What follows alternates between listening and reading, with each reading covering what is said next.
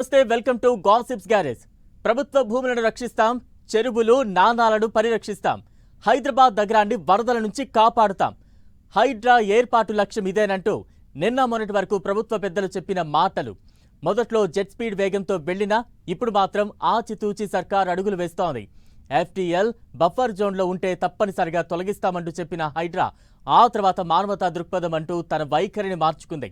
వేసవి సెలవుల్లో అక్రమంగా వెలసిన విద్యాసంస్థల భవనాలను తొలగిస్తామంటూ చెప్పిన హైడ్రా అధికారులు సెలవులు పూర్తవుతున్నా అటువైపు కన్నెత్తి కూడా చూడకపోవడం ఏంటనే చర్చ ఇప్పుడు తెలంగాణలో హాట్ టాపిక్ గా మారింది. HYDRAA Hyderabad disaster response and assets protection agency ఏర్పాటైన 1-2 నెలల్లోనే 2 తెలుగు రాష్ట్రాల్లో ప్రముఖంగా వార్తల్లోకి వచ్చింది. పలువురు రాజకీయ సినీ ప్రముఖులకు చెందిన భారీ నిర్మాణాలను కూలుస్తూ సంచలనాలకు తెరతీసింది. చెరువులు మరియు బఫర్ జోన్లు, ప్రభుత్వ భూముల్లో వెలిసిన అక్రమ నిర్మాణాలపై ఉక్కుపాదం మోపుతూ ప్రజల ప్రశంసలు పొందింది. అయితే కొంతమంది సామాన్యులకు చెందిన నిర్మాణాలను కూల్చివేయడం, అప్పులు చేసి కట్టుకున్న ఇళ్లను ఉన్నపళంగా కూల్చివేస్తుందన్న ఆరోపణలతో హైడ్రాకు కొన్ని సందర్భాల్లో చెడ్డ పేరు కూడా వచ్చింది.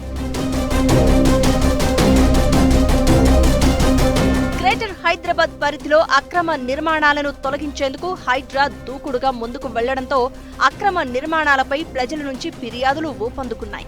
అక్రమ నిర్మాణాలపై హైడ్రా ఉక్కుపాదం మోపుతుందని భావించిన ప్రజలు తమ తమ ప్రాంతాల్లో ఉన్న అక్రమ నిర్మాణాలపై వేలాదిగా ఫిర్యాదు చేశారు. నాళాలు, రోడ్లు, పార్కులు, లేఅవుట్లు, బహిరంగ ప్రాంతాల్లో అక్రమ నిర్మాణాలు పుట్టగొడుగుల్లా వెలిశాయంటూ అనేక మంది హైడ్రాకు ఫిర్యాదు చేశారు. చెరువులను కబ్జా చేసి అందులో భారీ నిర్మాణ సంస్థలు, రాజకీయ ప్రముఖులు చేసిన కబ్జాల బాగోతంపై సైతం ఫిర్యాదుల రూపంలో హైడ్రా కార్యాలయానికి చేరాయి.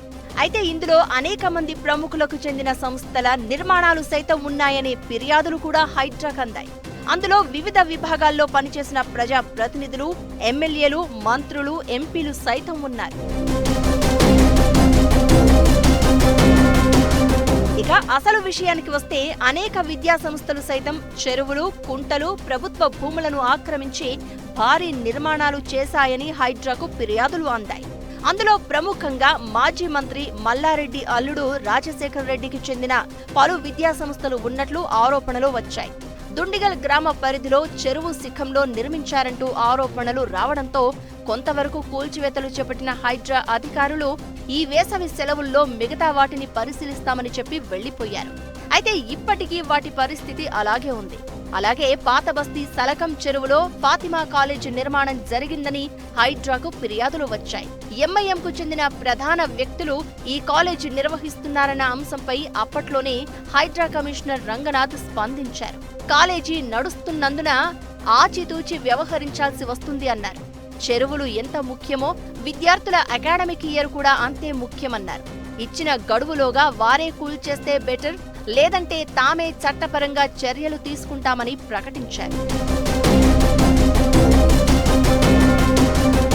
ఇక బీఆర్ఎస్ ఎమ్మెల్యే పల్లా రాజేశ్వర్ రెడ్డికి చెందిన ఎడ్యుకేషనల్ ఇన్స్టిట్యూట్స్ నిర్మాణాలు సైతం పోచారం మున్సిపల్ పరిధిలోని వెంకటాపూర్ గ్రామంలోని నాడెం చెరువు బఫర్ మరియు ఎఫ్టీఎల్ పరిధిలో ఉన్నట్లుగా హైడ్రాకు ఫిర్యాదులు అందడంతో వాటిని కూడా పరిశీలించారు అధికారులు. అయితే అప్పుడు విద్యా సంవత్సరం రన్నింగ్ లో ఉన్నందున ఎలాంటి చర్యలు తీసుకోలేదు. సెలవుల్లో వాటిపై చర్యలు తీసుకుంటారని అంతా భావించినా ప్రస్తుతం దానిపై హైడ్రా మరియు ఇతర విభాగాలు స్పందించడం లేదన్న ఆరోపణలు వస్తున్నాయి. ఇలా ప్రధాన ఎడ్యుకేషనల్ ఇన్స్టిట్యూట్స్ చెరువులు, నాలాలు, ప్రభుత్వ భూములను కబ్జా చేసి నిర్మాణాలు చేపట్టినట్లు ఆరోపణలు, ఫిర్యాదులు వచ్చినా అలాంటి వాటిని కూల్చేయకపోవడం వెనుకున్న కారణం ఏమై ఉంటుందనేది ఇప్పుడు చర్చనీయాంశంగా మారింది. మొదట్లో ఫిర్యాదు చేసిన ప్రతి అంశాన్ని సీరియస్ గా పరిశీలించి చెరువు, ఎఫ్టీఎల్ లేదా బఫర్ జోన్, ప్రభుత్వ భూమి, రోడ్డు కబ్జా, పార్కుల్లో జరిగిన నిర్మాణాలన్నింటినీ కూల్చివేసిన అధికారులు ఆ తర్వాత కొంత సడలింపులు ఇచ్చినట్లు కనిపిస్తోంది. అప్పటికే ఇల్లు నిర్మాణం చేసుకుని ఇళ్లలో ప్రజలు నివాసం ఉంటే అలాంటి వాటిని కూల్చివేయం అంటూ హైడ్రా ఒక ప్రకటన చేసింది. అయితే వ్యాపార కార్యకలాపాలు నిర్వహించే ఏ ఒక్క నిర్మాణాన్ని కూడా ఉపేక్షించే పరిస్థితి లేదని చెప్పుకొచ్చిన అధికారులు ఎడ్యుకేషనల్ ఇన్స్టిట్యూట్స్ విషయంలో వేసవి సెలవుల్లో చర్యలు తీసుకుంటామని ప్రకటించారు. అయితే ఇప్పుడు సమ్మర్ హాలిడేస్ పూర్తవుతున్నా అలాంటి వాటి జోలికి వెళ్లకపోవడం పట్ల విమర్శలు వ్యక్తమవుతున్నాయి. విద్యా సంస్థలపై చర్యలు తీసుకోవడంలో హైడ్రా ఎందుకు వెనకడుగు వేస్తుందంటూ సామాన్యుడు ప్రశ్నిస్తున్నారు. అంటే సామాన్య మధ్యతరగతి ప్రజలకు ఒక న్యాయం, అదే ప్రజా ప్రతినిధులకు మరొక న్యాయమా అని హైడ్రాను కొంతమంది ప్రశ్నిస్తున్నారు. అయితే ఇలాంటి విషయాల్లో ప్రభుత్వం క్లారిటీ ఇవ్వాల్సిన అవసరం ఉందన్న భావన వినిపిస్తోంది.